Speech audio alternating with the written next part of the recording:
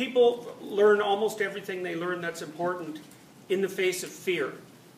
And although that's slightly more pessimistic viewpoint than it might be, because you can optimize the rate at which you expose yourself to things that would otherwise cause you to be afraid, and then they tend just to captivate you and make you intensely interested. So, but as you're progressing through life, what you're doing continually is either interacting with things that you understand well, which means that you know how to behave in the face of, or you're interacting with things that you don't understand at all.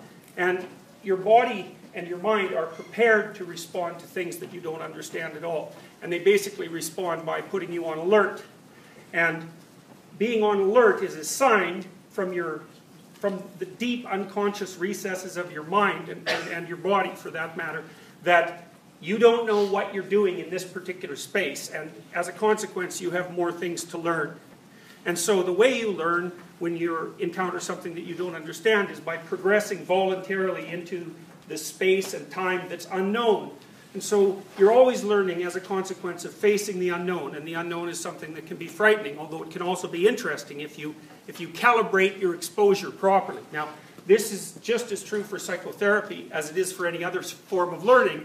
And that's because psychotherapy really is a form of guided and structured learning. And one of the things that you continually do with people who are seeking psychotherapeutic help is to determine what it is that they're afraid of or what it is that they don't understand, and then to break it down into what you might describe as manageable doses, and then get people to expose themselves to that situation or set of situations voluntarily.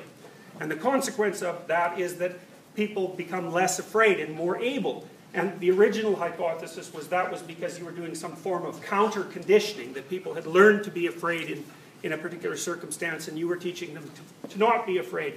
That's wrong, that viewpoint. What you're really doing with people when you expose them to situations that they're afraid of or that they don't understand is expanding their range of competence.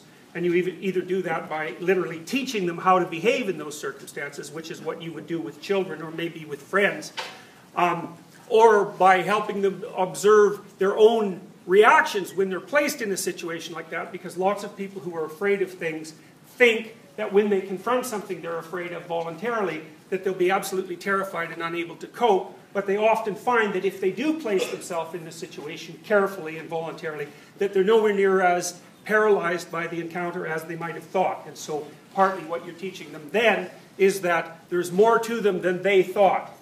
Generally, when you're teaching people about the world, given that the world is a frightening place, if you're a psychotherapist, there isn't a lot of utility in trying to convince people that the world isn't as dangerous as they think, because the world is just as dangerous as you think it is. It's actually quite a remarkable fact that we're all not paralyzed with anxiety all the time, but we're not. But part of what you have in your armament against the terrors of the world is the possibility that you hold within you. And people are unbelievably tough and resourceful creatures, and even if you think that you're not up to the challenge, you can be sure that encoded in your bodily structure somewhere are abilities that you don't really understand that would come to the forefront if you put yourself in a situation where they were necessary. So, and that's a lot of psychotherapy is precisely that. It's helping the person learn that there's more to them than they think, not so much that the world is less frightening. So, to be exposed to something you're afraid of often means to reconfigure your own preconceptions, because if you're afraid of something, it usually means that you've coded it or understand it in a certain way.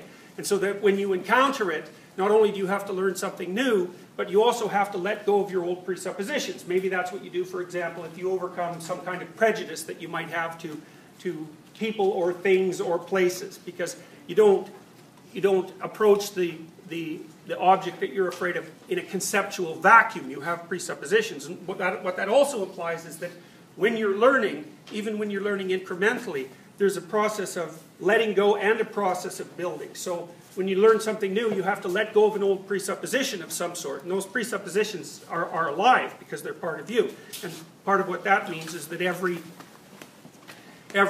element of learning in the face of something novel is often also an undoing of previous learning. And that's partly why the motif of death and rebirth is such a powerful one throughout human history. It's a primary motive of human what would you call it, of the human story. It's certainly of human mythology. And the experiences that people have in psychotherapy are often similar to death and rebirth experiences, in part because they come in damaged and fragmented and hurt, and often have to encounter even more of the material that caused them trouble to begin with. But the consequence of that is that they can shake the structures that are inhibiting their further development, even though that might cause some pain, and then hopefully they can come back alive.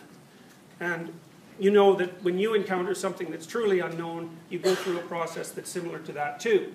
In that, if you've ever been in a situation, for example, where you deeply desired something,